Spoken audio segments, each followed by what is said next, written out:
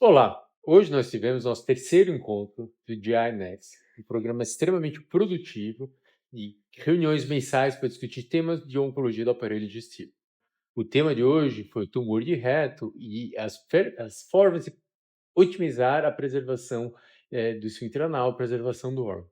Para essa discussão que foi extremamente produtiva, hoje nós contamos com a presença do Sérgio Araújo, coloproctologista, professor livre-docente da USP, uma grande referência nacional no FEMA e atualmente presidente da Sociedade Brasileira de Coloproctologia. Aproveitando a presença do Sérgio, queria começar com o Sérgio.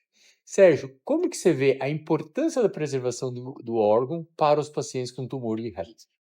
Obrigado, Túlio. Obrigado, Diogo. Queria agradecer os hosts desse programa. Para mim foi uma grande alegria estar aqui hoje. Respondendo a tua pergunta, Túlio, até hoje a gente ainda observa muita dificuldade nas estratégias de preservação do órgão após terapia neoadjuvante total. Isso significa preservação do reto após químio e radioterapia neoadjuvante. Por quê? Os protocolos são diferentes, a caracterização da resposta clínica é diferente e os resultados de segurança oncológica são diferentes. Mais modernamente, aqui nessa discussão, nós podemos abordar, sobretudo, o risco dos recrescimentos após a resposta clínica completa à neoadjuvância e o risco que isso vem oferecendo para a segurança oncológica, sobretudo a metástases à distância.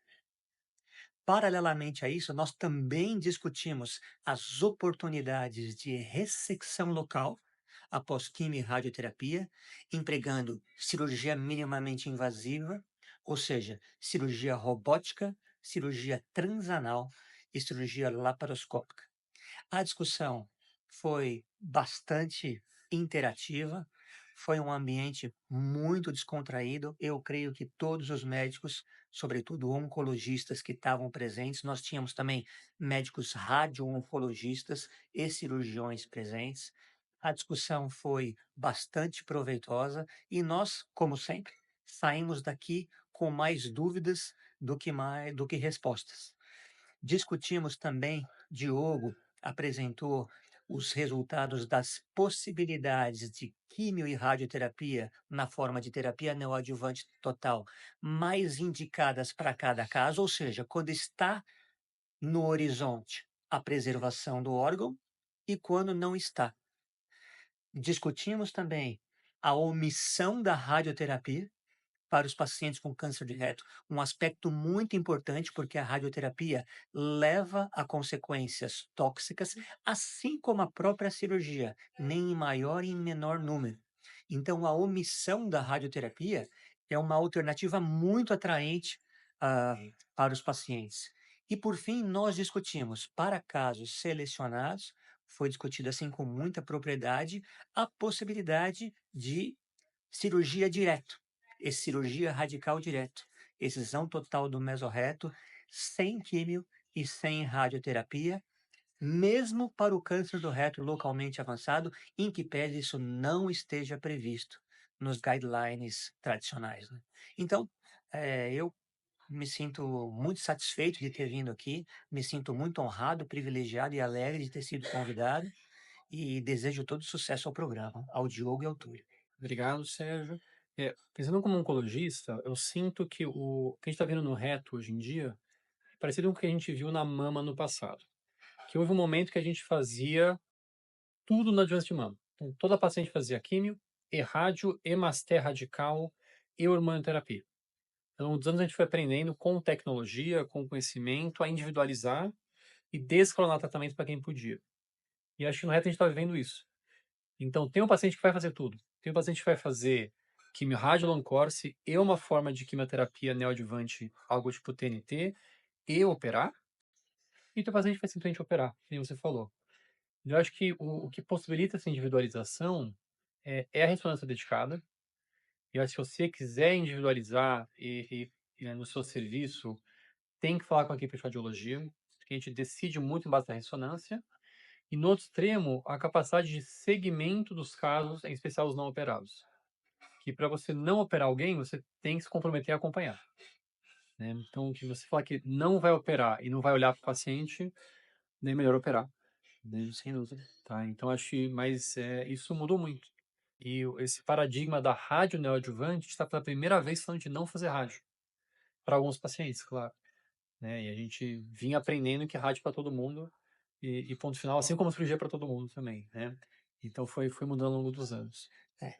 Uma coisa que o Túlio comentou é que a gente acaba sempre tendo um viés, né? Isso me marcou, de agregar complexidade ao tratamento, mas é nossa função também muitas vezes buscar simplicidade. Por exemplo, uma coisa que Túlio também comentou é a avaliação por ressonância magnética, o estadiamento do câncer do reto.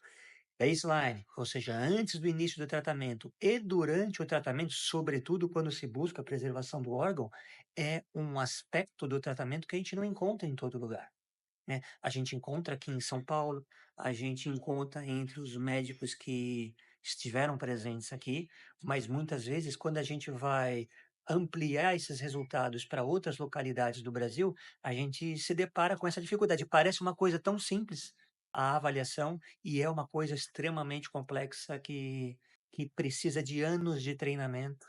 A atuação diária em um grupo especializado no manejo do câncer do reto, tudo isso influencia os resultados desse tema que foi abordado hoje aqui, né? Que é a preservação do órgão, ou seja, um tema que está em pauta, em voga há quase 30 anos, de pioneirismo brasileiro, né? Sobretudo o professor Angelita, e nós hoje acabamos por discutir coisas que a gente vem discutindo há 30 anos. E também coisas novas, né? Como a segurança sistêmica nos casos de recrescimento após resposta clínica completa. Certamente a oncologia ela é construída de forma multidisciplinar, mas o tumor de reto, especialmente o tumor de reto baixo, ele ilustra muito bem que a melhor forma de conduzir o tratamento e cuidar dos pacientes é da forma que foi feita aqui hoje, em grupo.